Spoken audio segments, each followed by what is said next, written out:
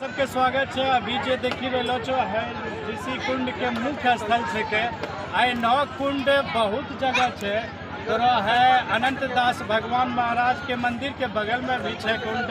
फेनो ओकरा बगल में जे छे करेलिया कुंड छे, जे कि कई धारा में बटलो छे।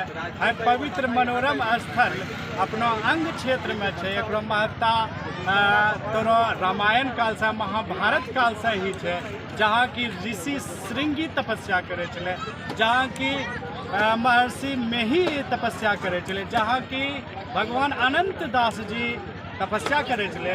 लेकिन दुख के बात है कि सरकार द्वारा जे छे अभी पर्यटक स्थल घोषित नहीं करलो गेलो छे। यहाँ विभिन्न प्रकार के लोग दूर दराज से आवे छे और पिकनिक मनाए छे, गंदगी फैलाए चलो जाए छे।